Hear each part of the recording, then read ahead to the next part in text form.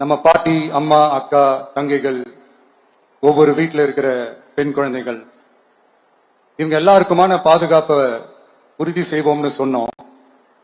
ஆனா அது எலெக்ஷனுக்காக மட்டுமே கிடையாது. மனசுல இருந்து நிஜமா, உண்மையா, உணர்வு பூர்வமா சொன்னதுதான். பெண்களுக்கு எதிரான இந்த கொடுமைகள்ல நமக்கு எப்பவுமே 0 டாலரன்ஸ் தான். அதுல ரொம்ப உறுதியா இருக்கிறோம்.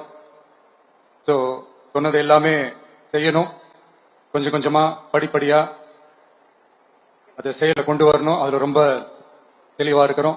அதனாலதான் ஆட்சிக்கு வந்த உடனே இந்த குறைஞ்ச நாட்களுக்குள்ளேயே இதை நடைமுறைக்கு கொண்டு வந்திருக்கிறோம். தமிழ்நாட்டில் இருக்கிற பெண்கள், பெண் குழந்தைகள் எல்லாருமே பாதுகாப்பா, தன்னம்பிக்கையோட இருக்கணும். அதுக்கான முதல் கட்டம் தான் இந்த ஸ்டெப். இது மனசுக்கு ஒரு மன நிறைவை கொடுத்தாலும், அதே நேரத்தில் பெண்களை பத்தின சில செய்திகள்லாம் கேட்கும் போது உண்மையிலேயே மனசு பதறுது, கண்ணு கலங்குது. அதை கண்ட்ரோல் பண்ணவே முடியல. ஏன்னா நடக்கிற கொடுமைகள்லாம் யாருக்குங்க? நம்ம குடும்பத்தை சேர்ந்தவங்க தானே. எப்படி மனசு பதறாம இருக்கும்? அதனால பெண்களுக்கு எதிராக இதெல்லாம் ஏன் நடக்குது, எதுக்கு நடக்குதுன்றது மத்தவங்க மாதிரி ரீல்ஸ்லயும் இன்ஸ்டாலையும் தேடிட்டு இருக்க முடியாது. ரியாலிட்டியை புரிஞ்சுக்கணும். இந்த பிரச்சனைகள்லாம் ஏன் நடக்குது அப்படின்றத அனலைஸ் பண்ணி பார்க்கும்போது சுத்தி பாத்தீங்கன்னா ஒரே இடத்துல தான் நிக்குது. போதைப் பொருள் நடமாட்டம். அதை வேரோட பிடுங்கி எறியணும். இது 2026 போன மாசம் மே மாசம் 10ஆம் தேதி இந்த பிரச்சனை புதுசா முளைச்சு வந்துடல. இது பல வருஷமா இருக்கிற பிரச்சனை. பல வருஷமா இதை கண்டுக்காம விட்டதுதான் அந்த வேர் இவ்வளவு ஆழமா பரவி இருக்குது. இதை பல வருஷமா கண்டுக்காம விட்டது யாருன்றது நான் சொல்லிதான் உங்களுக்கு தெரியணும்னு அவசியம் இல்லை. அது உங்களுக்கே நல்லா தெரியும். இப்ப அதை பத்தி பேசியும் பிரயோஜனம் இல்லை. முதல்ல இந்த போதைப் பொருள் நடமாட்டத்தை வேரோட பிடுங்கி எறியணும். அப்படி எரிஞ்சாதான் இந்த பெண்களுக்கான இந்த சேஃப்டி ரொம்ப ஸ்ட்ராங் ஆகும். இது ரெண்டுமே ஸ்ட்ராங் ஆனாலே ஆட்டோமேட்டிக்கா சட்டம் ஒழுங்கும் சரியாகும். இந்த 3 விஷயம் சொன்னல, இந்த போதைப் பொருள் நடமாட்டம், பெண்களுக்கு எதிரான இந்த கொடுமை, இந்த சட்டம் ஒழுங்கு, இது 3மே ஒண்ணுக்கு ஒண்ணு இன்டர்லிங்க் தான். இதுவும் இப்ப புதுசா வந்த பிரச்சனை கிடையாது. பல வருஷமா இது இன்டர்லிங்கா தான் இருக்குது. இதெல்லாம் ஏன் எதுக்குன்றது இப்ப முக்கியம் இல்லை. இது எப்படி சரி செய்ய போறோம்ன்றதுதான் முக்கியம். பட் அதே நேரத்துல இன்னொன்னையும் நம்ம மனசுல எடுத்துக்கணும். இந்த பெண் குழந்தைகளுக்கான இந்த பாதுகாப்பு இது வெறும் சட்டம் ஒழுங்கு சம்பந்தப்பட்டது மட்டும்தானா அப்படின்னு கேட்டீங்கன்னா இல்ல. இது சமூக ஒழுங்கும் சம்பந்தப்பட்டிருக்கு. சமூக ஒழுங்கல தனி மனித ஒழுங்கும் சம்பந்தப்பட்டிருக்கு. தனி மனிதன் ஒழுங்கா இருந்தாலே அந்த சமூகம் தன்னால மாறும். ஒரு கட்டுப்பாட்டோட, ஒரு பொறுப்பா இருந்தாலே இந்த மாதிரி பல பிரச்சனைகளை நம்ம கண்ட்ரோல் பண்ணலாம். படிக்கிற இடத்துல, வேலைக்கு போற இடத்துல, டிராவல் டைம்ல, ஆனா டெய்லி லைஃப்ல பயம் இல்லாம மரியாதையோட நம்ம பெண்கள் வாழணும். அதுக்கான ஒரு அட்மாஸ்பியரை நம்ம கிரியேட் பண்ணணும். அதுதான் நம்மளுடைய ஃபர்ஸ்ட் டார்கெட். இவ்வளவு நேரம் நான் இதெல்லாம் ரொம்ப சாஃப்டா சொல்லிட்டு இருந்தேன். ஆனா பெண்களை தொந்தரவு செஞ்சுட்டு அப்படியே எஸ்கேப் ஆகி போயிடலாம்னு நினைக்கிறவங்களுக்கு நான் ஒரு வார்னிங்காவே சொல்றேன். பெண்கள் பாதுகாப்பை டிஸ்டர்ப் பண்றவங்க யாரா இருந்தாலும் அது சகிச்சுக்கவே முடியாது. அவங்களுக்கான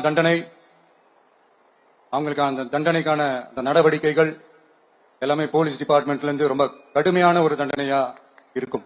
கடுமையான ஒரு நடவடிக்கைகளா இருக்கும். அந்த தண்டனை, அவங்களுக்கான அந்த சார்ஜ் ஷீட் எல்லாமே ரொம்ப ஃபாஸ்டா, ஸ்பீடா அது செயல்படுத்தப்படும். என்ன ஒண்ணு, அந்த ஸ்பீட்ல நிரபராதிகள் யாரும் தண்டிக்கப்பட்டிருக்கூடாது. இதையும் காவல் அதிகாரிகள் மைண்ட்ல எடுத்துக்கணும். தப்பு செஞ்சவங்களுக்கு மட்டுமே அந்த உண்மையான கடுமையான தண்டனை கோர்ட் மூலியமா வாங்கி தரணும். அப்பதான் அதை பார்த்து தப்பு செய்ய நினைக்கிறவங்களுக்கு கூட தப்பு செய்யக்கூடாதுன்ற அந்த ஒரு பயம் வரணும்.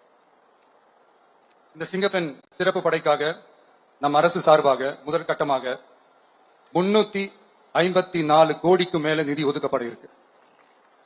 இந்த திட்டத்தோட 2வது கட்டமா இந்த படைக்காக மட்டுமே 2500 புதிய பணியிடங்கள் உருவாக்கப்பட உள்ளது. பெண்களோட பாதுகாப்பை ஸ்ட்ராங் பண்றதுக்காக மாடர்ன் ஃபெசிலிட்டிஸ் இருக்கிற வாகனங்களும், நவீன உபகரணங்களும், தொழில்நுட்ப சாதனங்களும் அலாட் செய்யப்பட இருக்கு. ஆல்ரெடி உமன் சேஃப்டிக்காக செயல்படுற அமைப்புகளுக்கு அடிஷனல் ஸ்ட்ரென்த் அண்ட் சப்போர்ட்டா இந்த சிங்கப்பெண் படை செயல்படுங்கிறத மீண்டும் வலியுறுத்தி சொல்ல விரும்புறேன். பெண்களுக்கு எதிரான குற்றங்கள் நடக்கிறதுக்கு முன்னாடியே அதை தடுக்கிற காவல் நடவடிக்கையில இந்த படை முக்கிய பங்கு வகிக்கும். ஃபீல்ட் ஒர்க்ஸ் அண்ட் பிரிவென்டிவ் ஆக்ஷன்ஸ்ல இந்த படை ஈடுபடுறதால அனைத்து மகளிர் காவல் நிலையங்கள் எல்லாம் வழக்கு விசாரணையிலும் குற்றவாளிகளுக்கு தண்டனை வாங்கி தர்றதிலையும் இன்னும் அதிக கவனம் செலுத்த முடியும். பெண்களை ஃபாலோ பண்றது, பாலியல் தொல்லை தர்றது, டார்கெட் பண்ணி திரும்ப தொந்தரவு செய்யறது, பெண்கள் கடத்தல் முயற்சி, பப்ளிக் பிளேஸ்ல அசிங்கமா நடந்துக்கிறதுக்கு பஸ்ல தொல்லை தர்றது, கூட்டத்துல பெண்களுக்கு தொல்லை தர்றதுன்னு இது மாதிரி தப்பா தடுக்கிறதுல ரொம்ப முக்கியமா இந்த சிங்கப்பெண் படை செயல்படும்.